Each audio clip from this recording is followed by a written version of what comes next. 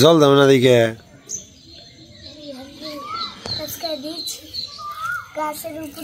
এটা কি গোলাপ বাবা বলো তো? হ্যাঁ হোয়াইট। বাহ এই যেটা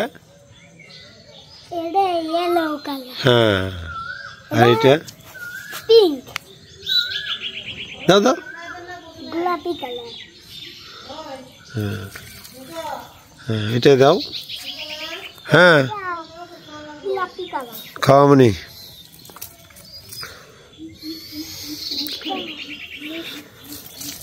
এটাই তো ফুলই ধরে নেই দুধ এগুলো মরে গেছে খাতে খাওয়া এগুলো না মনে বাবা ও জোরে দাও গা ওই যে এই যেটাই দাও এইটাই এই যে এই ফুল দাও তো কত সুন্দর ফুল হ্যাঁ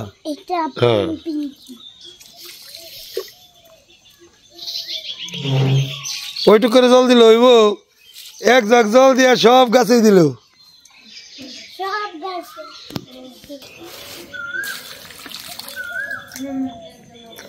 বাহ আমার বাবার কত বুদ্ধি হয়েছে এই জন্য দাও আর একটু বাবা এটাই দাও হ্যাঁ ওটাই তো মনে কল গাছে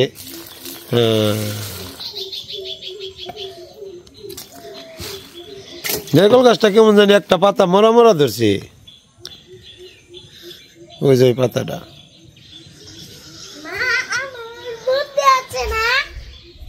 হ্যাঁ দাও দাও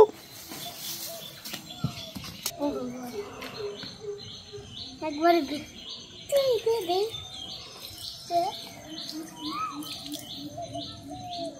হয়ে গেছে এই গাছে নেই দাও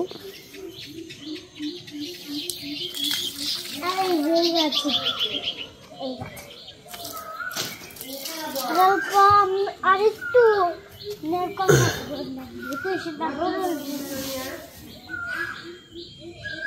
এবার এটা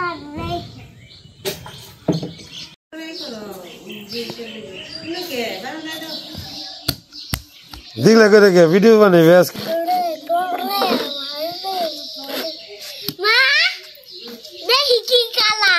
ওরে বাড়ি সকালে রাতে স্বপ্নে কইছে সকালে আবার ঘুমে থেকে ওইটাই কয়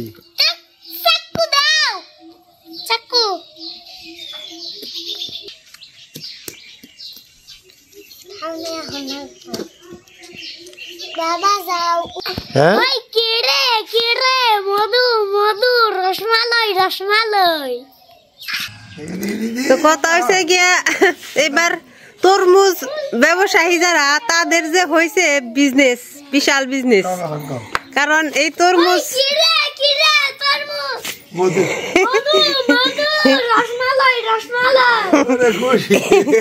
তরমুজ বিজনেসম্যানদের কি হয়েছে এবার এই তরমুজ ভাইরাল হয়ে বিক্রি যাইতেছে সবাই আনতেছে আর কইতাছে ওই যে মধু 6 কেজি দে কিরকম এক্সাইটেড তরমুজ দেখে মধু তরমুজ ব্যবসায়িক কাম হয়েছে এবার কি একটা ভাইরাল হইলো এখন খালি তরমুজ বিক্রি সবাই তরমুজ কিনতেছে মধু তারপরেও এখন থেকে এত শুরু হয় না গো কেনা গো এই ভাইরাল হতে সব ব্লগাররা তো কিনবাই নইছে এটা করার লেগে খালি সব ব্লগাররা আর কিনতো না সুন্দর আছে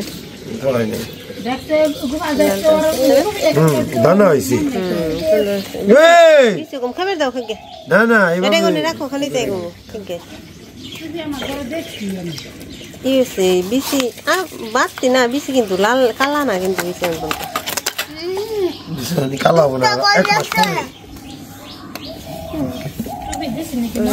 গোবিন্দ পূজার জন্য রেখে এলো এখানে শিবম খাইতে দেওয়া হবে মধু মানে রাতে স্বপ্নের থেকে শুরু হয়েছে তরমুজ খাওয়া ঘুমের তালে আমি ঘুমের তালেও কইছি তরমুজ খাওয়া বেশি শার্টের গুতে লাগে না।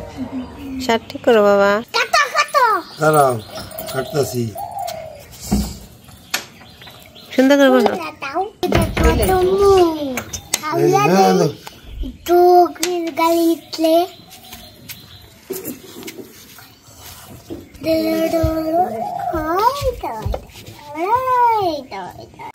তো এই যে দেখতেই পারলেন যে তরমুজ নিয়ে আসছে বাবু। তো এটা নিয়ে শিবম খুবই খুশি, কারণ কালকে ঘুমের মাঝে মানে ও তো এখন আমার পায়ে ঘুমোয়, তো পায়ে নিছি ঘুমানোর জন্য, তখন ঘুমের মাঝে বলতেছে ওই কিরে মধু মধু, মানে যে বাচ্চা কাচ্চা সব তো কোনো কিছু ভাইরাল হইলো, এটা নিয়ে খুব আমাদের বাংলাদেশে বর্তমানে তো তরমুজ ভাইরাল হয়েছে। এক কৃষক উনি এই কিরে বলে যে তরমুজ বিক্রি করছে, যারা সোশ্যাল মিডিয়া দেখেন তারা অবশ্যই দেখে থাকবেন। তো সেই জন্যই আনা। আর এখন যাবো নানাদাদের বাড়িতে, একটু দিবাসী আর নানাদাকে ডেকে নিয়ে আসি, আপনাদের জন্য একটা গান পরিবেশন করতে বলবো আজকে, দেখা যাক, চলুন যাই। এই যে দাদাকে ধরে নিয়ে আসলাম। আপনারা দাদা গান অনেক সময় পছন্দ করেন, তো অনেকদিন ধরে দাদার গান শুনি না, আমার খুব মন চাচ্ছিল যে দাদার একটা গান শুনি, তো ভাবলাম যে আপনাদের সাথেও শেয়ার করি। তো শুনতে থাকুন, দাদার গান আশা করি ভালো লাগবে।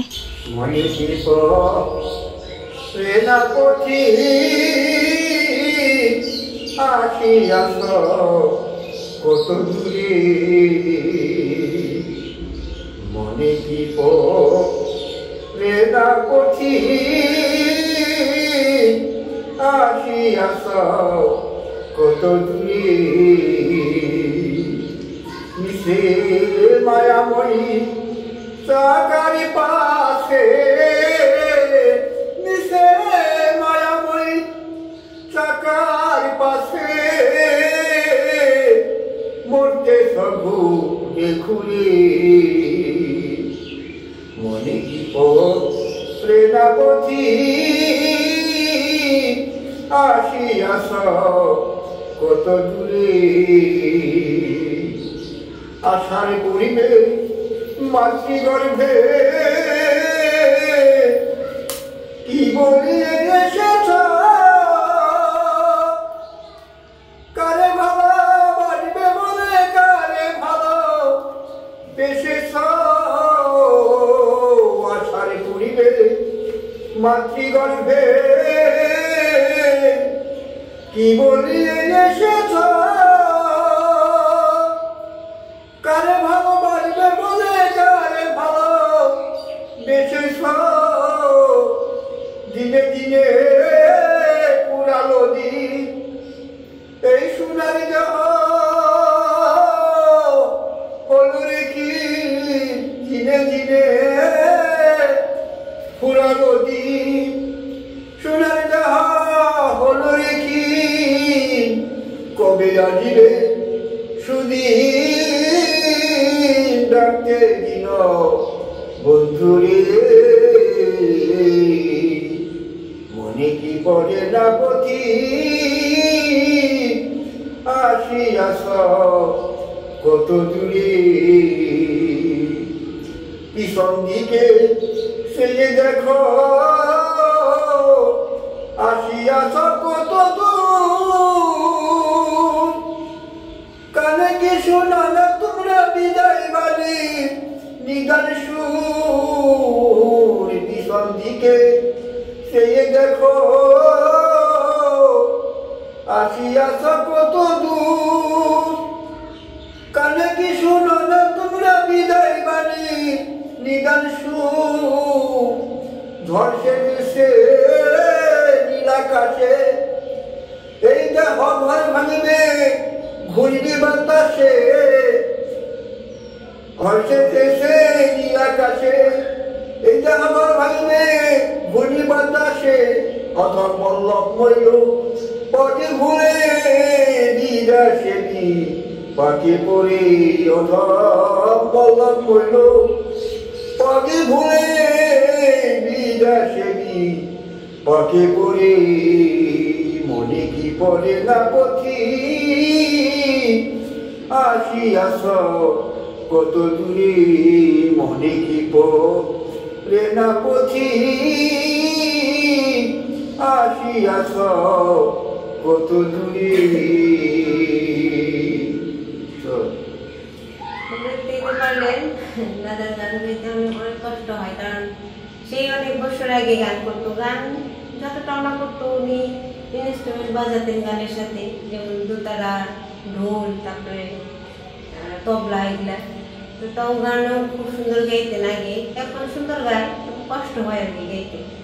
অনেক বছর গান টান গায় না, আবার শ্বাসের সমস্যা দাদার, তাকে জোর করে ধরে ধরে নিয়ে আসি মাঝে মাঝে। আপনাদের অনেকেরই মানে পছন্দ, দাদার গান অনেক পছন্দ করে, এই জন্য মাঝে মাঝে ধরে ধরে নিয়ে আসি, আমার শুনতে ভালো লাগে, এই সুবাদে আমার শোনা হয়।